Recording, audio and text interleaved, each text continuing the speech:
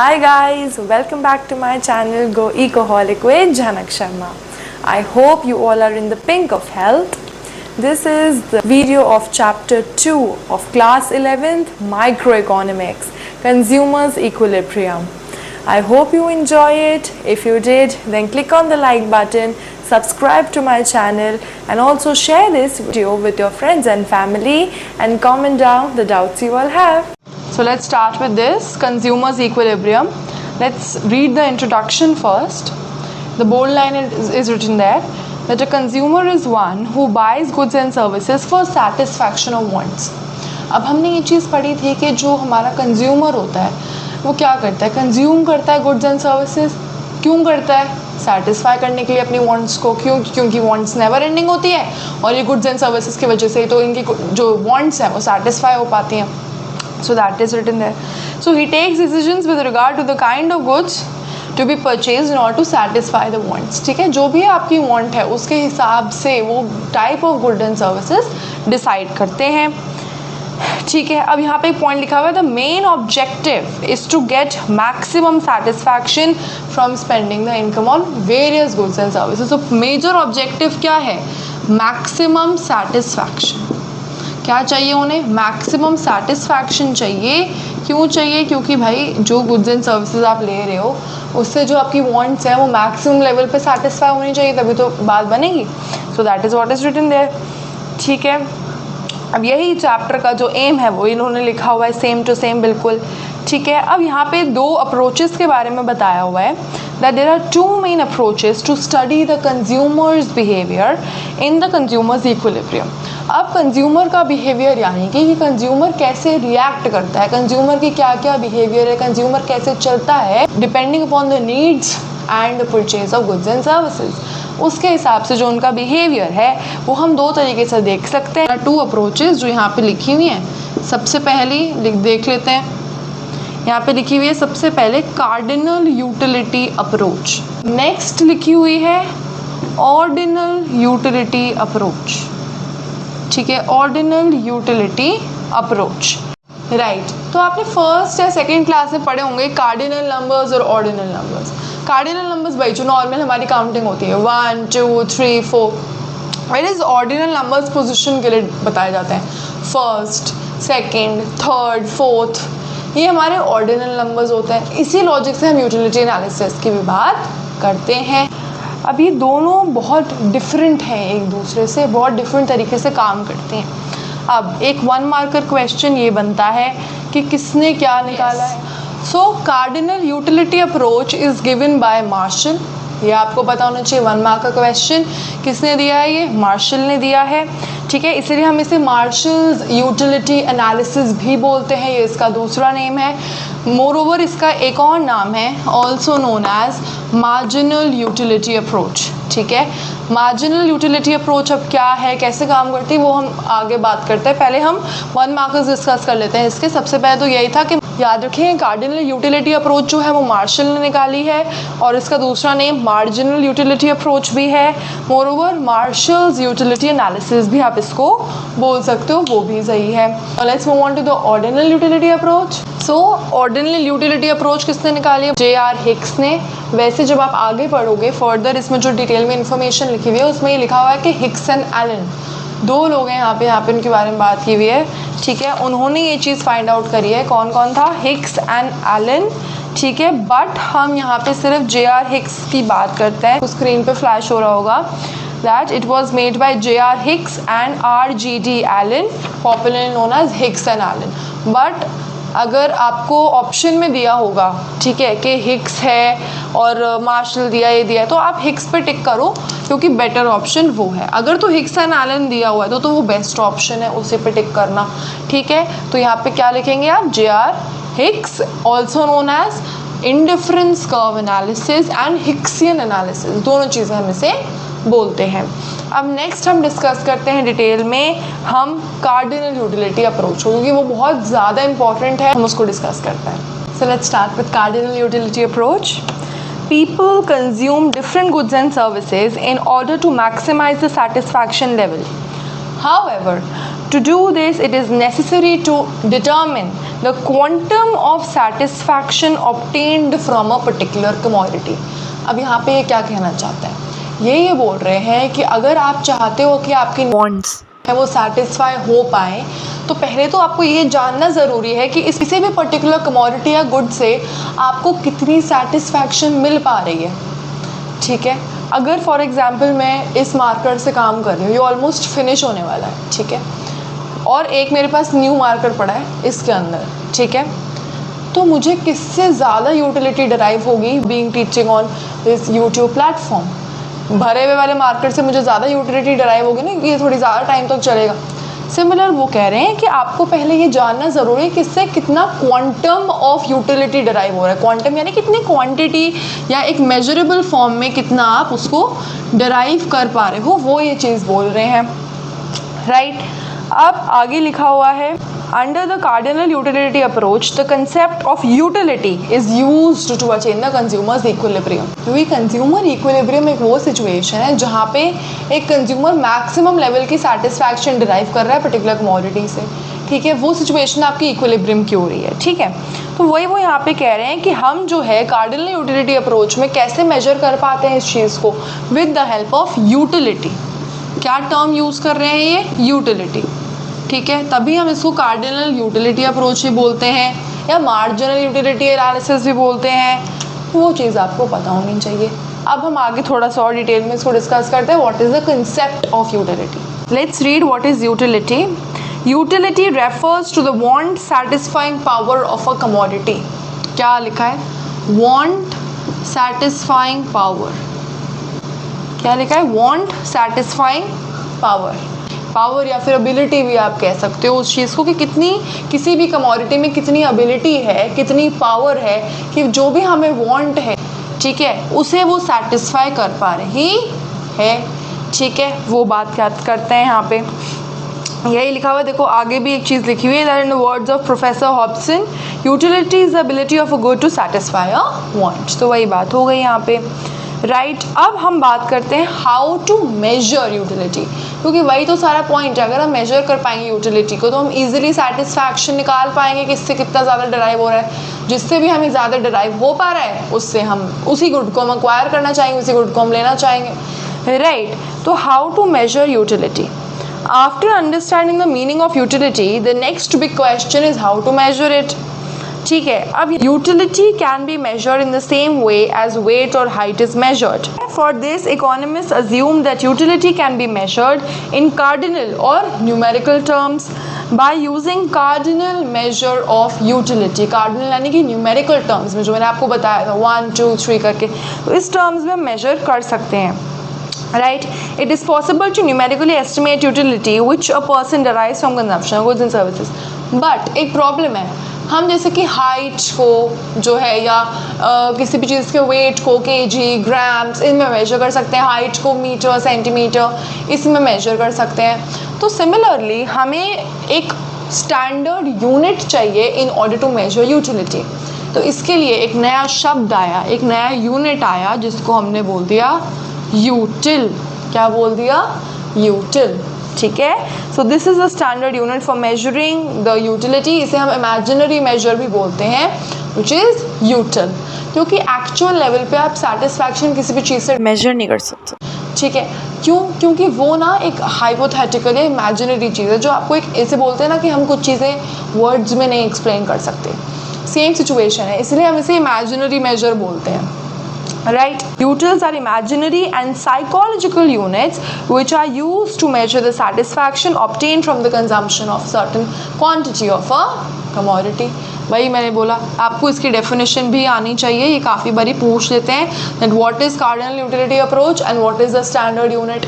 तो आपको अगर ये पूछते हैं तो आप यूटिल के बारे में बताओगे और एक लाइन डेफिनेशन की लिख देना. अगर ज़्यादा नंबर का है, तो अगर 3 नंबर का आ रहा है फॉर एग्जांपल ये क्वेश्चन, तो इसकी डेफिनेशन भी आप लिख दीजिए. तो आप ये लिख सकते हो, what is यूटिल. यूटिल is an imaginary and psychological unit for major of utility derive from the consumption of a certain quantity of a commodity. Right. अब एग्जाम्पल्स के बारे में लिखा हुआ है, एग्जाम्पल दिया वैसे कि फॉर एग्जाम्पल यहाँ पे मैं आपको एग्जाम्पल फटाफट बताती हूँ। You agree to assign 20 utils as utility derive from an ice cream. ठीक है, फॉर एग्जाम्पल एक आइसक्रीम से आपको 20 यूटिल्स की जो है यूटिलिटी डिराइव हो पा रही है। ठीक है, now the question is how many utils is to be assign to the chocolate if you like the chocolate less. एक आपने अमाउंट लिख दिया कि ठीक है एक पर्टिकुलर आइसक्रीम है, इससे एक जनरल लेवल पे 20 यूटिल्स हम डिराइव कर सकते हैं। बट अगर आपको फॉर एग्जाम्पल वो पसंद नहीं आएगा आइसक्रीम, तो आप इतनी तो डिराइव नहीं कर पाओगे ना यूटिलिटी, आप इससे कम डिराइव करोगे। ठीक है, जैसे कि हम एक एग्जाम्पल प्राइस का ले लेती हूँ। ठीक है, आपने कोई बड़े अच्छे ब्रांड से आपने 1000 रुपये की एक ड्रेस ली। ठीक है, और आपने देखा कि एक वॉश में उसका कलर निकल गया, तो उसका मनी जो था वो वर्थ था नहीं था, उसकी एक्चुअल कॉस्ट जो है वो 1000 रुपये से कम ही हुई ना, क्योंकि उसका जो क्वालिटी है वो बहुत ही वाहियात थी। सिमिलर चीज़ यहाँ पे वो कह रहे हैं कि 20 यूटिल्स एक जो है स्टैंडर्ड लेवल पे उसे असाइन कर दो कि इतनी मिल जानी चाहिए। अगर आपको वो चॉकलेट अच्छी नहीं लगी तो आप इससे कम अमाउंट की यूटिलिटी डिराइव करोगे, सपोज 16 यूटिल्स या 14 यूटिल्स। अगर आपको बहुत अच्छी लगी, लाइक वाह यार इससे बढ़िया कभी खाई नहीं, तो आप इससे ज़्यादा भी दे सकते हो, 25 यूटिल्स, 27 यूटिल्स। राइट, वही वो ये चीज़ बोल रहे हैं। ठीक है, अब नेक्स्ट आता है one more way to measure utility. Utils cannot be taken as a standard unit for measurement as it not vary from individual to individual. ठीक है, hence several economists including Marshall suggested the measurement of utility in monetary terms. अब वही बात हुई, अब ये बोल रहे हैं कि आप ये जो स्टैंडर्ड लेवल सेट कर रहे हो ये फिक्स्ड नहीं हो सकता है किसी को कोई चीज़ ज़्यादा पसंद आ रही हो, किसी को कोई चीज़ कम पसंद आ रही हो, इंडिविजुअल टू इंडिविजुअल वो चीज़ डिपेंड कर सकती है। राइट, इसीलिए इन टर्म्स में मेजर करना ना एक्चुअली प्रैक्टिकल नहीं है। सबसे ईजी तरीका क्या है, मॉनेटरी टर्म्स से मेजर कर दो। मॉनेटरी यानी पैसों से कंपेयर कर दो, रुपीज़ से कंपेयर कर दो उस चीज़ को, बहुत ईजी हो जाएगा। ठीक है, क्योंकि एक स्टैंडर्ड अमाउंट आपने निकाल लिया उसका, और वो पैसों की आपको पता है कि आप किसी भी शर्ट की जो वैल्यू है वो कैसे निकाल रहे हो, उसके प्रोडक्शन के पैसों से, उसके क्लॉथ का पैसा सब ऐड करके आप एक शर्ट का कॉस्ट निकालते हो। फिर उसके हिसाब से एज अ कस्टमर आप उससे जितनी यूटिलिटी डिराइव करते हो उसके हिसाब से बताते हो कि ये इतने पैसों का वर्थ है भी कि नहीं है। करेक्ट, तो अब वही वो यहाँ पे बात कर रहे हैं कि अब हम क्या करते हैं, हम बड़ा आसान कर देते हैं काम, हम अब इसको मॉनेटरी टर्म्स में हम जो है अब इसे मेजर करेंगे। It means utility can be measured in terms of money or price which the consumer is willing to pay. ये बात हमें समझ में आ गई। अब एक एग्जाम्पल दिया है कि फॉर एग्जाम्पल अगर हम मान लें कि 1 यूटिल इज इक्वल टू ₹1, ये हमने अज्यूम कर लिया, एक यूटिल जो है वो 1 रुपये के बराबर है, ये हमने एक चीज़ फिक्स कर दी।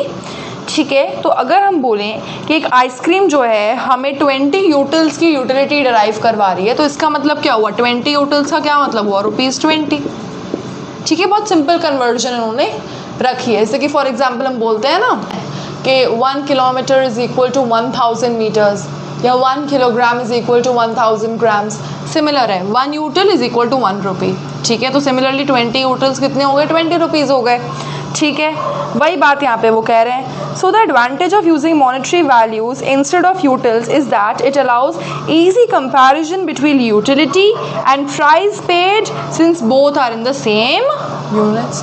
क्यों, क्योंकि यहाँ पे सिंपली बोल रहे हैं कि आपने यूटिल्स को जो है रुपीज़ में कन्वर्ट कर लिया, तो अब आप क्या हुआ, अब फॉर यहाँ पे क्या कह रहे हैं कि दोनों चीज़ें जो है वो प्राइस के टर्म्स में आ गई, यानी कि जो भी कमोडिटी आप खरीद रहे हो वो प्राइस के टर्म्स में, यानी कि वो रुपीज़ के टर्म्स में। फॉर एग्जाम्पल आपने कोई ड्रेस परचेज करी 1000 रुपीज़ की, ठीक है, आपको उससे यूटिलिटी कितनी डिराइव हो रही है, फॉर एग्जाम्पल हम सिंस रुपीज़ में आप कन्वर्ट कर चुके हैं ना, तो कितनी डिराइव हो रही है, फॉर एग्जाम्पल आपको डिराइव हो रही है 900।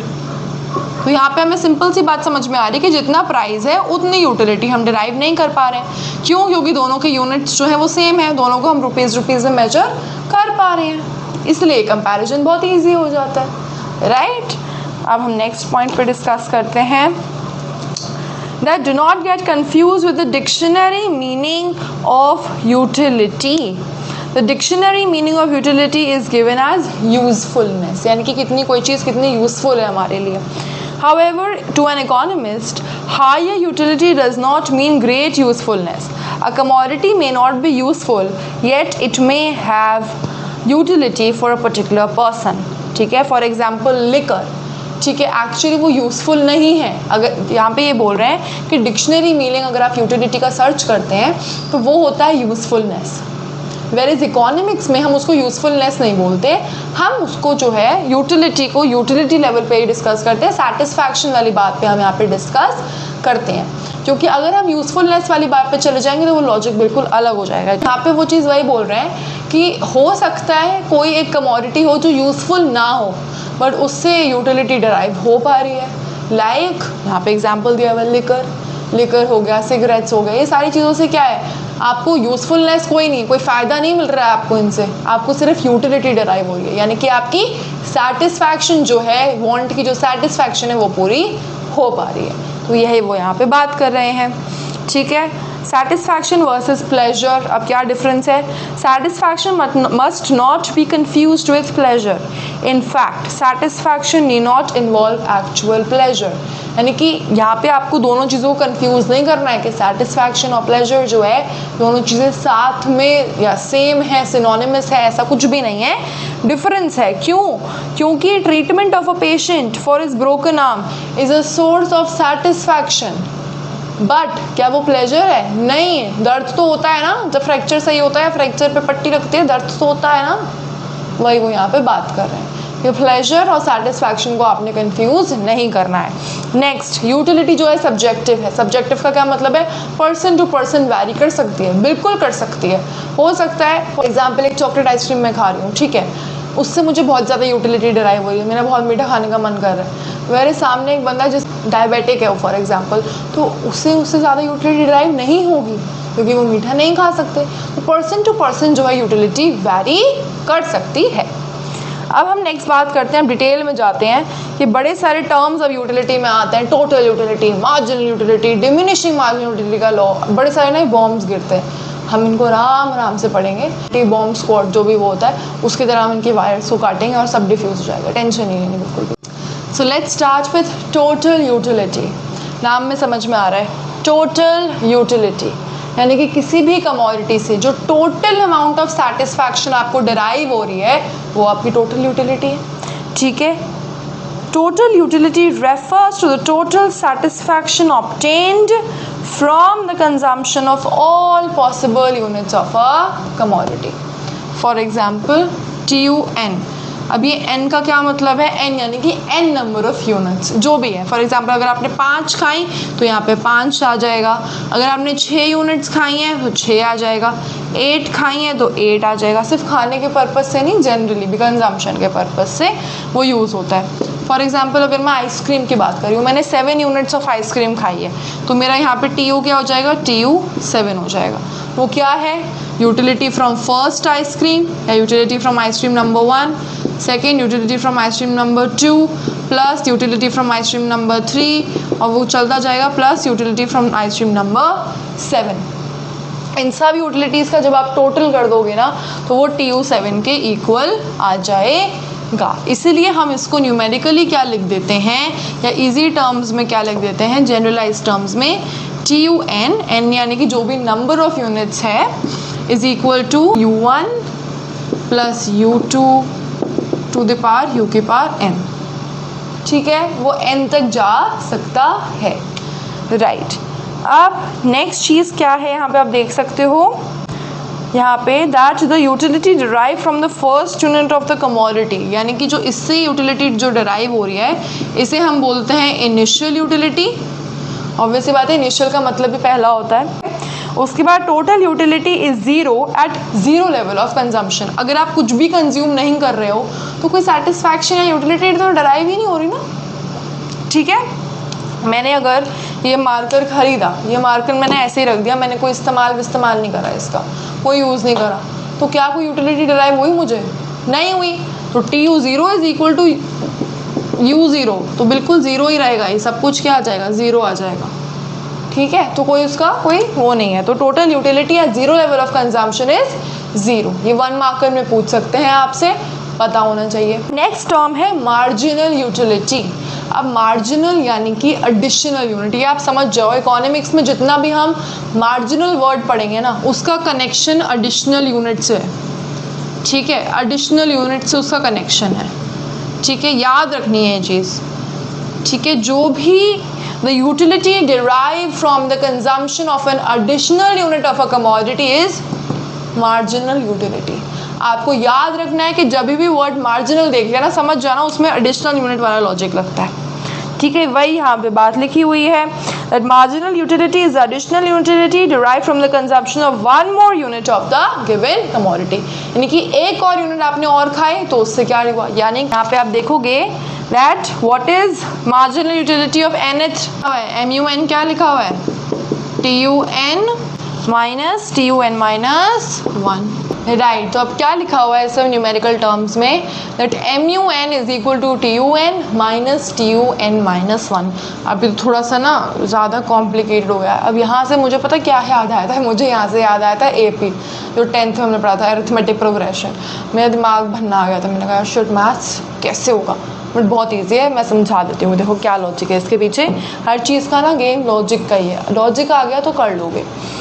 क्या लिखा हुआ है दैट MUN क्या है, हम यहाँ पे पहले तो समझो ये है क्या क्या चीज़। सबसे पहले तो यहाँ पे क्या लिखा हुआ है, यहाँ पे ना मार्जिनल यूटिलिटी और टोटल यूटिलिटी के बीच का रिलेशनशिप बताया हुआ है, ये दोनों आपस में कैसे रिलेटेड हैं। और ये सबसे कॉमन तरीके से क्वेश्चन बनता है, क्यों, क्योंकि टैब्यूलर रिप्रेजेंटेशन आपको दे देंगे और 2-3 बीच में गायब कर देंगे टर्म्स, और MU और TU निकालना होगा आपको, ठीक है। कुछ कुछ की MU दी हुई होगी और कुछ की TU दी होगी, तो कैसे निकालोगे, आपस के रिश्ते की हेल्प से निकाल पाओगे, ठीक है। तो ये चीज़ इंपॉर्टेंट है। अब यहाँ पे क्या लिखा हुआ है MU के बारे में देखो ध्यान से, MU इज व्हाट, MUN क्या है, marginal utility of nth unit, TUN क्या है, total utility of n units. अब सब्ट्रैक्ट क्या किया है आपने इसमें से, total utility from n minus 1 unit. अब इसको समझते हैं क्या कहना चाहता है। फॉर एग्जाम्पल आपने टोटल जो है एन आपने अज्यूम कर लिया है 10, ठीक है, ठीक है। MUN यानी कि marginal utility of nth unit कैसे निकालोगे, या किसी भी यूनिट में आप यहाँ पे नंबर डाल सकते हो, कैसे निकालोगे, total utility from nth, total utility from 10th unit minus total utility of n minus 1। अब यहाँ पे n माइनस 1 क्या है, 10 माइनस 1 यानी कि 9, तो यहाँ पे क्या आ जाएगा, यहाँ पे आ जाएगा 9, ख़त्म बात, सिंपल, ठीक है। यही लिखा हुआ है यहाँ पे, इसको क्या करना है, बस n की जगह पे आपको वैल्यू यहाँ पे सब्स्टिट्यूट करनी है। अब यहाँ पे इसका एग्जाम्पल भी दिया हुआ है, देख सकते हो, MU of third ice cream will be, अब यहाँ पे थर्ड है तो यहाँ पे 3 डल जाएगा, third is equal to TU3 minus TU2। Example दिया हुआ है 46 माइनस 36 विच इज़ 10, तो मार्जिनल यूटिलिटी क्या आ गई, 10 आ गई, ख़त्म बात, ख़त्म, इससे ज़्यादा दिमाग लगाना ही नहीं है इसमें। अब एक और तरीका है MU निकालने का, MU ना बड़ी इंटरेस्टिंग चीज़ है, इसको निकालने के बड़े सारे तरीके होते हैं। अब हम नेक्स्ट तरीका देखते हैं, नेक्स्ट तरीका क्या है, MU is equal to change in total utility यानी कि delta TU upon change in number of units यानी कि डेल्टा Q।